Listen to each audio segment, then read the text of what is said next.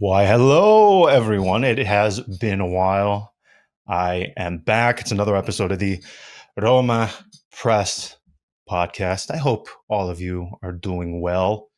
I want to thank all of you who have reached out to me. I've been having some medical related issues, also a bunch of nonsense happening in my personal life. It's been a disastrous 2025, undoubtedly one of the most difficult periods of my entire life, probably the most difficult. But I want to thank all of you who have reached out. I also have to say on here, I told them before we recorded, but everyone, if you can find someone in your life as loyal and dedicated as Andy Mattioli, who, if you find someone even a tenth who has just the loyalty, dedication, and love that this man has, you have to consider yourself lucky. I cannot tell you how grateful I am for him that he has done everything. He's done every single article, every single live stream, everything on Patreon, everything on YouTube for the last 3 months in my absence. And I am beyond grateful to him. And I just have to say it on here, even though I told him before we started this, I am just immensely lucky to have met him and to have him in my life. And I can't thank him enough. So, Andy, Same to you, I'll John. just say it on here. Yes, thank you. No, I need you to know when I'm down and out like that, there's very few people I was able to rely on, and you were right at the top of the list, and it meant so much. Of course, man. No, of course.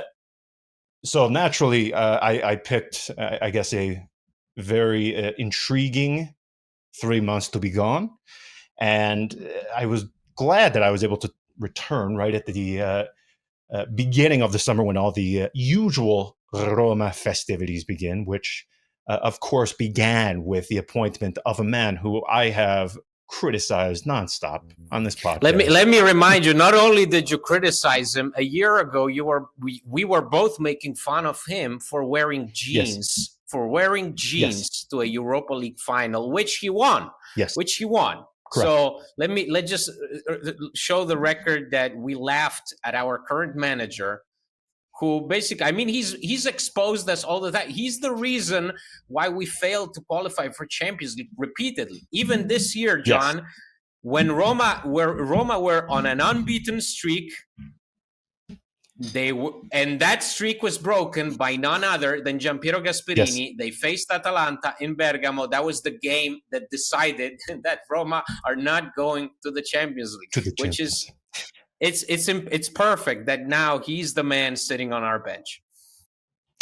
Well, I am hoping that the absolute disaster that has been my health and personal life for the previous 6 months, the first signs of potentially things maybe turning around even the slightest bit, is not only the appointment of Gasperini, leaving a club in Atalanta that he has created a juggernaut. Let's just say it. For those, Andy, that are new to Serie A, even if you have been watching for a decade, the Atalanta you see now is not the one you and I have grown up with. Atalanta is a yo-yo club. I remember Bobo Vieri when he was like 40 years old playing for Atalanta. Yes, it was quite embarrassing. Yes, and they would crop up with the occasional good name or two. I mean, we can go through a host of names that Atalanta were shit, but they always purged Roma when it came time to face off against them. But this was a club that historically was not a winner. If you would have told me in 2011, Atalanta would be raising a Europa League trophy less than 15 years later, I would have said you were mad. And John, as I said repeatedly on the live streams, I said, I thought to myself, which Italian side has been the most consistent in the past decade? If you think about it, It's not Juve, It's not Inter, it's not Napoli, it's not Milan. All these teams have had very high highs and very low Yes. lows in the past decade. Atalanta have been the most consistent side for the last Yes. 9 years, and that's because Gian Piero Gasperini has been in charge. Like, they may not have won a ton of trophies, but they've always achieved their objectives. Like, this is a team that with Gasperini has never disappointed. Like, they've always met the objectives that were set before the season started, which is exactly the opposite of Roma. Yes.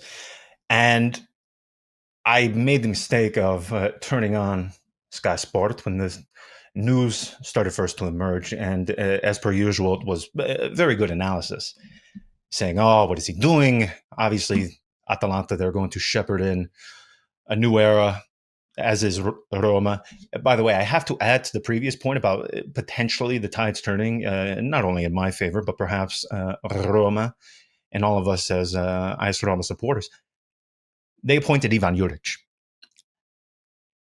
Now, when it comes to being able to blackmail your way into a Serie A job on the bench, Eusebio Di Francesco is the gold standard because he somehow, after 2 relegations in a row, yep, I know, 2, has been once again handed a lifeline with Lecce. Yep. Ivan Juric is not that far behind. This guy stunk at Roma. He went to Southampton and almost got the worst record in Premier League history. Almost. That was the big achievement. He managed to avoid it. But you know the name, John, because you know the name of the game. It's Giuseppe Rizzo. Like, if you got a buddy in Giuseppe Rizzo, you got a job in Serie A. No questions asked. Bingo. It's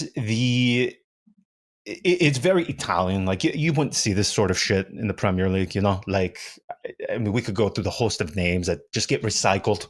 I mean, even to see, you know, Stefano Pioli, Fiorentina again. I mean, that guy, he was given a lifeline at Milan when they won that Scudetto. But to see Ivan Juric replace Gasperini at Atalanta, I could not.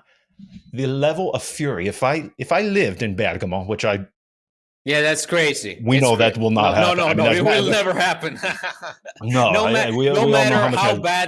matter how bad things get in our private lives, it's never gonna happen that we go to Bergamo. Yes, yeah. I mean, that would never happen. If I wanted to punish myself even further, and I decided to move there, and I had to face the reality that I just replaced Gasperini with Ivan Juric, a guy who lasted 3 months at Roma, 4 months at Southampton. I don't know what the club would be able to say to that would even remotely make sense to me and get me to a place where I can accept this decision. And Daniele De Rossi is still without a team. Like, that's the thing. Daniele De Rossi is still on his 3-year contract with Roma. That's the thing that is making me crazy, because every single bench that was available in Serie A this season, and there were a lot of them: Pisa, Cremonese, Parma, Lecce, Daniele De Rossi, Fiorentina. Daniele De Rossi right now is still without a job. That's insane to me, especially if you consider that Gennaro Gattuso is now in charge of Italy. That really just makes the appointment of Gian Piero Gasperini at Roma, I think, that much more important, because we could have gone astray on several occasions. Like, there were some names that were being dropped during your absence, John. Like, exactly, like Stefano Pioli at some point was said to be the favorite to lead Roma next season. So getting Gian Piero Gasperini is like, and we're going to talk about it, because this is what we're seeing right now with the names that are, you know, with the exit of Florent Ghisolfi, with the arrival of Ricky Massara. We're seeing like a new regime taking place, like the regime of 2 old guys in Claudio Ranieri, who's 74, and Gian Piero Gasperini, who's 67. He's considered younger Yes. than Ranieri. That's crazy to me that there is only 6 years of this. And then Massara coming back home, and it shows that these two guys, Ranieri and Gasperini, right now, they are the ones calling the shots. Like what the Friedkins have done since last year, when they were giving so much power to someone like Linus Luku, is this year they're putting all their trust in Ranieri and Gasperini. They have learned. I still have the contacts at the Friedkin group that were there some years ago during the sale, and that was one of the things that was sort of imparted to me a couple of weeks ago at when I asked to them, you keep doing these shifts where you have this sort of hierarchy and then you have that sort of hierarchy. Remember, you bring in Ghisolfi, and he's going to be the guy to do all of the transfer market. You're not going to see the sort of setup that you had with Badisoni, Zanzi, Sabatini. You're just going to have sort of one senior manager, figurehead, a transfer chief, so to speak, doing the market. They've really skinned their knees a little bit, in my opinion, which should be expected. I mean, this is it's still only 5 years that they have been in the world of football. They are going to make mistakes. I think the acquisition of Everton is actually going to benefit Roma immensely, not only from an on the pitch standpoint, because they're going to have more monies at their disposal, but I think from a managerial and a directorial standpoint, when you look at the business and the structure, the administration of the Premier League, and compare it to Serie A, it's day and night. It's Serie A compared to Serie D, if we want like a metaphor. It is so vastly the gap in the thinking, in the operations, the marketing. I mean, from on the pitch to off the pitch to the stadiums, it is such a different world at a level 25 times that of Serie A. So I think acquiring Everton has really opened their eyes a bit. When it comes to Gasperini, I have said on here several times that he is about as pleasant. I think the analogy I've always used is he is as pleasant as a kick to your balls, which is true. Yeah, I mean, we're not too far from Fabio Capello territory. I think an evening with Gasperini and Capello is very similar, and even Ranieri said it in the press conference. Like he said, initially, I didn't like Gasperini either. Like he didn't even hide the fact that this is not the most pleasant guy to be around. And what if we've learned something from Gasperini in the 9 years at Atalanta is that it's very hard to please him. Like, this is a guy, despite having in Atalanta a brilliant ownership with a brilliant scouting network, this guy would go and blast them. At every chance he could get, he would blast the work that was being done by the club. He would always say that it's not enough, it's not good enough. Even last year when they got Zaniolo, and he was like, I don't even know what to do with him, and that's that. So we know and that. Then he just shits on him throughout the season. Remember what he said? He goes, "We took a bet on Zaniolo and we lost it." And it's not working. It's not working. No. And I think, but that's why if you have a guy like him, you have to put all your trust in him. You cannot have some middleman who's gonna argue back at him. You have to. Everybody has to row in the same direction. And if the Friedkins have learned something over the past year, is that that whole thing with Lina Suloko messed the club up. Disaster.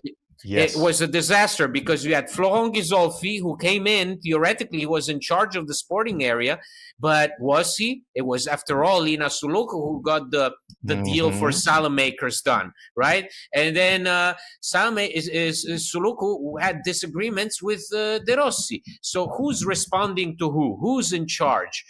When you have Gasperini and Ranieri at the helm, the answer to that question is pretty simple. It's those two old guys. It is sort of, when it comes to Roma, we always seem to look for the answer that, instead of just taking the simple answer, we always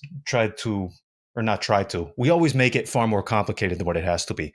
Andy, how long has Gasperini been linked to Roma?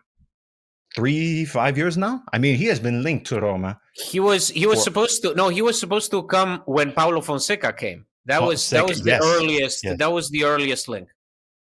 yes.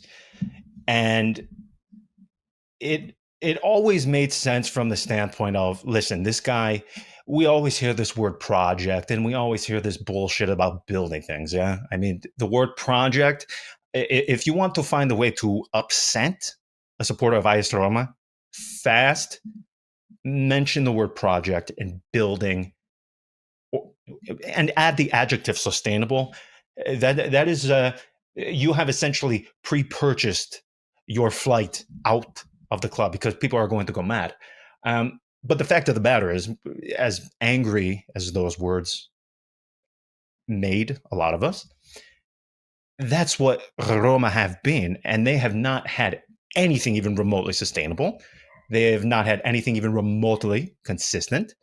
Um, if this is truly what they want to do, where you build sort of from the, at least from an on the pitch standpoint, you're going to build through a guy who is patient, successful, has done this before in a place far smaller than you, at a club with a 10th, 1/20th of the financial resources as you cannot do much better than Gasperini. Again, I'm not asking the guy to. I'm not having an evening out with him. Not going to happen. I can't imagine the chat around the dinner table with Oh him my was god. going to be too Oh my exciting. god. Oh god. Because I No. guarantee you, he is the guy. When the plate arrives in front of him, if it is just slightly too cold, he is complaining, and he is going to ask for some sort of discount on the meal. Yeah, yeah. The guy just is not fun. He's the guy that if the waiter asks him, "Is everything fine?" He's gonna say something. He's gonna say that Yes, no, not correct. everything, not everything is fine. In fact, nothing's fine. That's the kind of guy that Gasperini is. But you know what? I have to say that. As I said in the live stream, the fact that during his press conference, like this was so on the morning that Florent Ghisolfi's departure was made official, those two guys went up on the press conference. They spoke to the media, and it looked like they were having a blast. Nobody, I Yes. thought it was going to be a disaster. He was going to Mm. be upset. Ranieri was going to be impatient, whatever. The media, even the media, they didn't ask much. Like they just asked what happened, but it wasn't, they weren't like really looking for answers. And even from the official statement that Roma made regarding Ghisolfi, like it's a very pleasant statement. They even say good luck, Flo. That they don't make that happen too many times. Like usually their official statements are quite dry. So I'm if it really came down to these three guys, Gasperini, Ranieri, and Ghisolfi, meeting up and saying, you know what, listen, we want to go in this direction. You'll probably want to go in this direction. Maybe it's beneficial for everyone to just understand that, it doesn't, this is not a fit. We cannot force it. We've been forcing too many things, like even Suluku. She arrived, and at the beginning, nobody had an idea of what she was going to do. At first, she was going to handle the stadium, but then slowly she started gaining more power. Was everybody okay with that? And in order to avoid that from happening, you have to have like this clear line where everybody knows who is in charge of what. And Gasperini, we know what he stands for. Ranieri, we know what he stands for now in his role as senior advisor. And with Massara, finally, all Roma fans and all the local media have finally the guy that everybody was waiting for. No, everybody wanted an Italian, someone who's familiar with Serie A, someone who knows what Roma are all about, and he's worked with everyone's idol, Walter Sabatini. So, and that's in my mind, like I think that's the first major sign that the Friedkins may have entered a new phase in their in their awareness and knowledge about how to run a football club is that they took by sacking, well, not sacking, but by parting ways with Ghisolfi, they took like they made an actual decision where they sort of came to the conclusion, you know what, we can't do things half-assedly. It didn't work in the past. We have to, if Ranieri and Gasperini feel this way, we have to follow their lead. We cannot just put our faith in someone like Ghisolfi just because we believe him. If those two guys don't believe him, then where's the credibility, right? Where's the consistency? So despite everyone was taken by surprise by this decision, I think, listen, if this will make Grandpa Gian Piero happy, then so be it. For sure.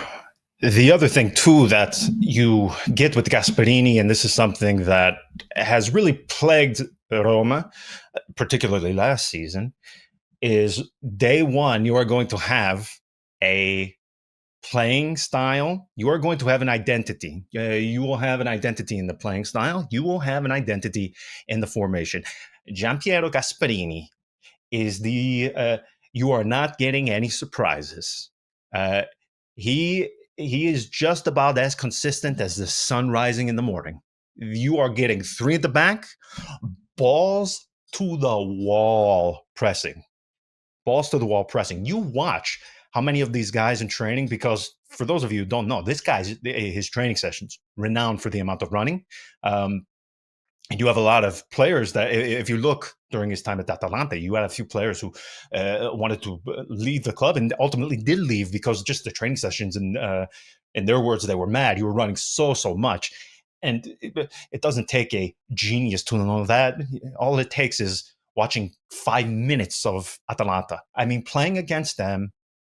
And is there a team that over the last 5 to 7 years has been a bigger thorn in Roma's side? No. They kicked our ass time and time again. Even Yes. when we seem to get the best of them, it's always such a pain in the ass. And yes. And as you say, like what stands out about Gasperini, and I said it when they appointed him, is that along with Antonio Conte, he is the most consistent manager in Serie A in terms of his ideas and in terms of having Yes. his teams interpret those ideas. Like if you look at how Antonio Conte and Gasperini have run their teams, they've done it the most consistently. Even someone like Massimiliano Allegri, who's a walking meme by now, Juve were lost with him for a long time. Yes. No, you can't say that about Antonio Conte teams such as Inter and now Napoli and Gasperini's Atalanta. Those are two managers that have achieved incredible results in Serie A in the last decade, and they've done it because they stuck to their guns. Their ideas were embraced by their teams, and that's what, like, correct. when you hire Gasperini, you know what you're getting. Like that's the thing. Yes.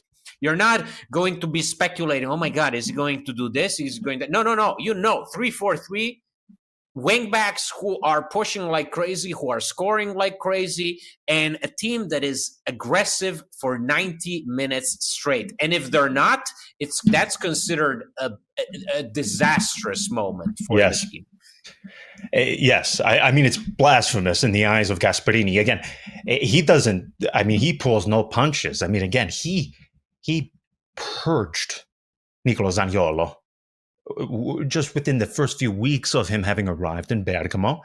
And then after just a few months, he shipped his ass out to Firenze. He couldn't get rid of him fast enough. And that is what you're going to get with this guy, where it is... to use a line from Alec Baldwin and Glenn Ross, it is fuck or walk. That is what you're going to get with Hit the bricks, pal. Hit the bricks, pal. You're a nice father. I don't give a shit. Go home and play with your kids.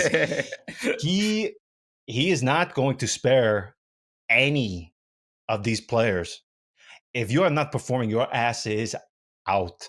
And the thing I like about him too is he has balls when it comes to his formations. He has balls when it comes to going with the player he has good feelings of, even if the decision may be questionable at the time. I mean, Juan Musso, I mean, the guy was fantastic for Atalanta. He gave him 1 season, 2 seasons, and then he said, "Nah, see ya, bye." The guy has balls. That's what we need at Roma. Now, whether or not the players are willing to embrace and accept that remains to be seen. I don't know how you couldn't when that guy walks in from day one. The track record he has, the Europa League. I mean, what he's done with Atalanta is fantastic. And all the more reason why I'm so excited to see Ivan Juric tear it all down. I am curious to see who, if any, of the players of, the younger ones, I don't think you're going to get much of a fuss out of, but who is going to be that name? Because if, just to go back to his press conference, Andy, I mean, he didn't really go too deep on the roster. He said, "Okay, well, yeah, we're not going to have a revolution of the roster." I believe he talked about Paulo Dybala. He also mentioned Lorenzo Pellegrini. Yeah, he said, that the primary idea is, you have to work hard, but you also have to have fun. Like for him, like if a player is depressed, like Pellegrini, of course he's not going to play well. Like so he recognized that you can't just squeeze the players until they bleed. You have to let them feel like they're getting better. Like he said, you have to, the team feels when individuals improve. So, and that's his big thing, because as I mentioned a number of times, like John, Davide Zappacosta made the cut for the national team this year. Davide Zappacosta, who was all but dead, like his career was dead. Like this is a guy who tore his ACL at Roma. His time at Chelsea was completely forgettable. The last decent season in Serie A was with Torino in 2017. And with Gasperini, somehow he's been one of the top fullbacks in Serie A, and he got a spot in the national team, which is crazy at his age. But that's how it goes. So, and that starts Gasperini. We've seen it so many times happen. Like, of course, listen, it's not like Gasperini has worked with scrubs, like what I'm saying is that correct. When he signed guys like Koop Miners or Derun or Ederson from Salernitana, these are not scrubs. These are just good talents that Atalanta were able to get to before anyone else. But what Gasperini has done with those guys is that I can guarantee you, John, Martin Derun, the second he walks out of Atalanta, and God knows how much I hate that guy, the second he walks out of Atalanta, he's not one of the best midfielders in the league anymore, and that's going against Roma. That's been Gasperini's specialty. And what have Roma missed all these years is that while some individuals excelled, a lot of others were shit. Whereas with Gasperini, one of the things is that when his team is rolling, his team is rolling. Like, doesn't matter who's on the pitch, they're all on fire. Yeah, and the thing too with him, and maybe this was just a thing against Roma, and it was all the more noticeable, but man, is he able to squeeze every bit of, even the slightest bit of talent. You could be the most shit player, but if you have just the tiniest amount of talent within you, that guy is able to get it out. I remember the guy, was his name Cornelius? Cornelius, Cornelius, crazy. The like 2 meters that tall. That fucking goal he had. Yeah, I know. I know the goal he had, and it hasn't done a thing since. No, and also, like someone like Raul Bellanova. Look at Raul Bellanova's evolution. Cagliari, then Inter, complete fraud. Then Torino, slightly better, but I think obviously Torino, as always, they pump their players up in terms of the fees that they ask for them. Then goes to Atalanta. The man has 9 assists this season. Try to find the fullback at Roma that has 9 assists in the last 4 years. You will not find it. Well, it isn't your boy Zalewski, yeah? No, it's not. How many did he get at Inter, yeah? No, I mean, no, it's fine. How many did he manage to pull off? I think did he get 2. A no, he think it was 1. He got 1 or 2, but he got a 1 goal. Anyway, he's almost gone, John, so we don't have to worry about him. No, I know. I know you're in mourning above all. She should be gone. That nothing I love more. He's got the Florenzi syndrome. Yeah, I mean nothing I Well, love more than a fullback who yeah. can't deliver crosses or score goals. You know, I it's think I think he's now past the Florenzi territory because he's as bad as Florenzi mm, was at the age of 28, and Zaleski I think is like 22 or something. So and he's already there. He's yes. in Florenzi territory, so he's accelerated that growth for the worse. He really has. Now, I think one thing that is worth mentioning, Your boy obviously, with Massara, Gasperini. Well, yeah, I have to give the same disclaimer as I do with yeah, any other time I'm close to an agent. yeah. I just have to give the usual disclaimer. I I know Ricky Massara. I like Ricky Massara. Everybody I've known loves him for Ricky a long Massara. time. Like that's the thing. Like He is a very yeah, pleasant man. So if he makes a decision during the summer transfer yeah. market that many of you don't agree with or you think is shit, the odds of me coming on here, ripping the guy apart and being, very animated, perhaps a tad disrespectful, are low to none. I like him. I have a personal relationship with him. I like him. So you're not going to see me rail on him. Of course, I'm not. If he makes a mistake, I'm going to address it and give my opinion on it. But I'm not going to come on here and go mad as I've done with a host of other players and directors like or Baldissoni or something like Well, that. but that's So the thing, is it? But disclaimer. that's the thing, isn't it? I think now I expect local media, like everybody that was piling up on Florent Ghisolfi not speaking Italian. Now I expect like luxury treatment for Massara. I don't want Yes. to see anymore. Be like this is a choice that is probably the one that pleases Italian journalists the most because Massara is on really good terms with just about anybody, and he's Yes. like homegrown. Everybody knows him, so there's not going to be any more of those weird speculations that used to be made about Tiago Pinto or Ghisolfi. Every single thing they did was speculated upon and scrutinized, and oh my god, I hope that with Massara we are buying ourselves a bit more time to be in the favorable spotlight of Italian media. Absolutely. Now, some of that has to do with the fact that Ricky Massara does not say a fucking word to anybody. He doesn't say a thing. Can any of you, just right now in this exact moment, just close your eyes? Can you picture what his voice sounds like? I'm sure very few of you actually can. He doesn't do a lot of interviews. When you message him on WhatsApp, a guy could be married, somebody could have died. You are getting the most bland response ever. I mean, the guy is as interesting as paint on your wall. Very steady, very boring, not flashy. I say this every time his name comes up, though. I have an immense amount of respect for him because he was the protege of Walter Sabatini, and the knowledge and the relationships he has fostered with some of the most important agents, not only in Italy, but South America too, I think is grossly overlooked by many when it comes to evaluating him. And I think he's going to be a huge, huge asset. I mean, we have gone through how many transfer market chiefs now in just a few seasons? You had Pinto, he was here for a hot minute. We've had Monchi, Massara, he had that interim stint. Obviously, had Ghisolfi for 1 year. That's one Don't forget your department friend where Guido Fienga running the whole show himself with the help of agents. is he still in Saudi Yeah, yeah, Arabia? I he's have still, not Googled his. he's still Al Nassr. Oh, good for Yeah, him. Okay, okay, And good, good, good, good. Baldissoni is coming back. He's coming back to Monza. He's gonna work at Yeah, Monza. well, Uh, yeah, of course. so But yeah, after being relegated, there's probably a metaphor in there. I just don't know where it is exactly. But listen, with Masada, you are going to get, Andy, you're not going to get much flash. You are not going to get a guy giving you the animated interview.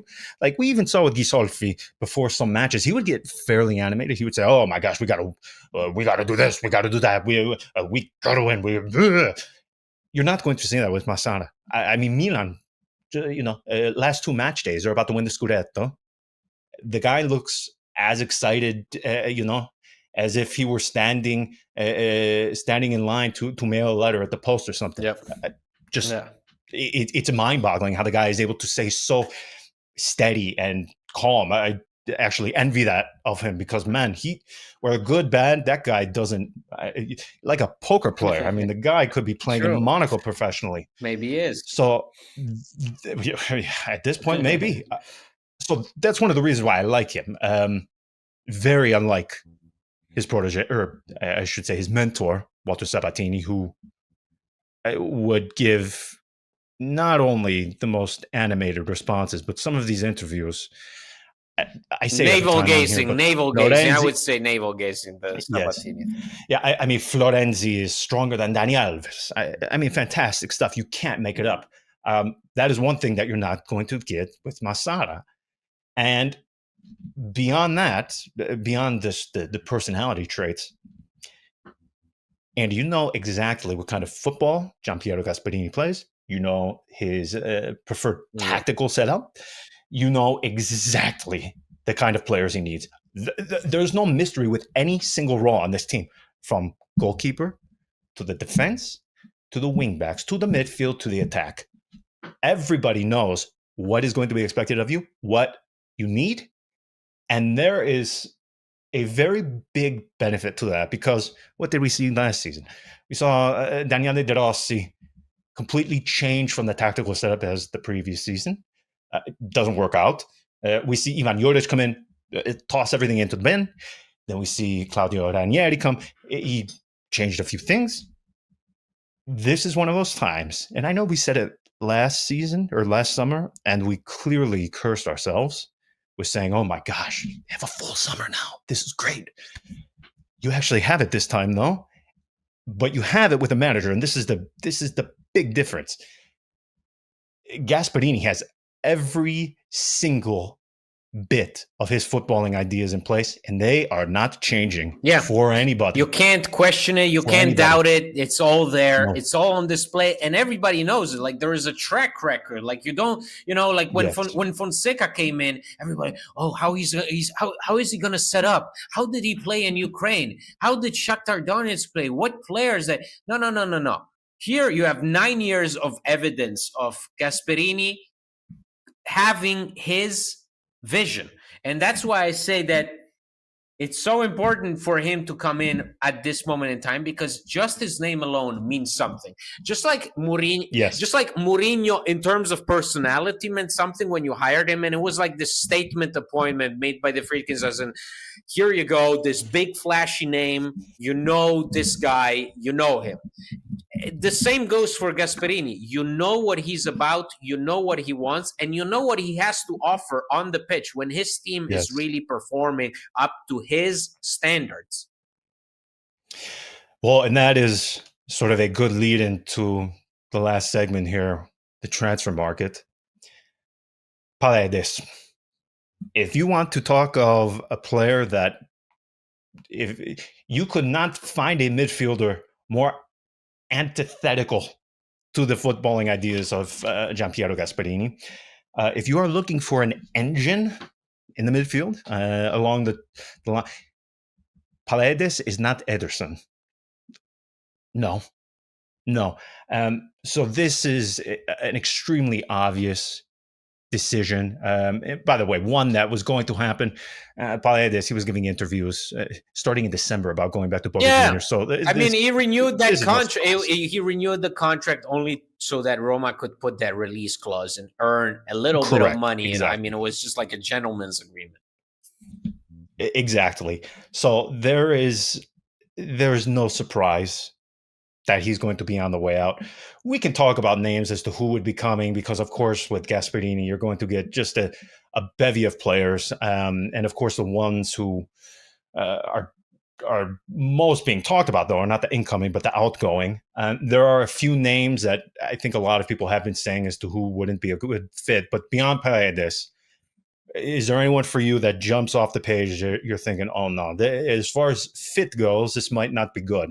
Everybody says Sule, but I don't agree with that. I think also, listen, I watched Sule in the final stretch of the season. Sule was a difference maker. Like, he completely changed overnight into a player that was that was basically leading us in every single game. There was, I mean, Hmm. he ended the season on such a good note where he really just imposed Yes. him. He imposed himself, and he also started playing the way Ranieri had asked him to play. Like he embraced the challenge. You know, while for example, someone like Yes. Tommaso Baldanzi was reduced to playing the last 5 to 10 minutes, and Saelmakers also stopped playing. Soule became more and more prominent and more crucial to the whole maneuver of the team. So I think Soule is also the kind of player who will learn no matter what, no matter what you say. Um, I do think that even just I'm looking at it also from a purely financial point of view, because we know by June 30th we have to generate an X amount of revenue in order to adhere to financial fair play standards. Ranieri said that we have to comply. That is going to be tough, and so we have to make a sale. Now, the obvious sale has been Angelino to Al Hilal. It's something that we, Yes. we we were very close to getting done before the Club World Cup. Al Hilal were not sure of Angelino. They preferred Theo Hernandez. That caused them to put the talks on hold. Now it looks like you're about to miss out on 25 million euros for Angelino, and that would have been a Yes. very, very precious for Roma. Um, but aside from that, really, I think there are no like where we know that Eldor Shomurov will be probably on his way out. But I think, contrary to what a lot of people say, that Dovbyk is not good enough for Ranieri. Oh, I give me think a also, break. but I also think Dovbyk has so much still to give. Like it's clear as day. You know, he finished this season with ups and downs, sure, but who didn't? You know, who didn't have ups and downs? And he still gave you 17 goals. If Gasperini wants another striker, more agile, more mobile, sure, that makes sense. Then you have two strikers, but Dovbyk has to stay. Like I don't see Dovbyk being a problem at all. No. And so I mean, for example, I do think that the Lorenzo Pellegrini situation is an awkward one. He's out injured, Yes. will probably be out injured until the start of next season. So that puts him in an awkward position because we know he has 1 year left on his contract. His agent was pushing very much for him to leave this summer. And now it's likely not Hmm. going to happen. Now, when he comes back, is he going to come back fit? Is he going to come back fit and ready to also play the kind of tempo and the kind of style that Gasperini wants? Because the Pellegrini of the last year and a half is someone who is so slow at the turn and so just disorganized. And when you're playing Gasperini's midfield, just in his team, in his starting 11, everything you do has a purpose and a consequence, and you have to be 150% aware of it. Yes. It's the Pellegrini situation is awkward. We've said it for years. The Mezzala thing with him, it just doesn't work. That's not his position. Um, it will be interesting to see what they do. But given his wage, is anybody going to complain if he were to leave? I find that hard to believe. So obviously, we will have to wait and see how things play out over the coming weeks. Of course, we will be here. We'll be going back to the regular podcast. I'm back. Again, thank you to everybody for not only your kind words, but for remaining patient. Yeah, it's so It is so patient. greatly Like appreciated. people, really, I just want to thank the patrons and everybody that kept following us, because Yes. a lot. I knew that a lot of people found it strange that we did not roll out the podcast anymore. The podcast was on hold. A lot of people didn't really know about the live stream, so they had to get on that. But everybody stuck by us, and that really speaks a lot about the community that we were able to Yes. create over the years. So we thank you all for the patience and the support. Absolutely. All right. We will be back in a few days. The summer is here. Transfer market time. Here we go. All right. Until next time, everyone, I'm going to change it up. A presto. A presto.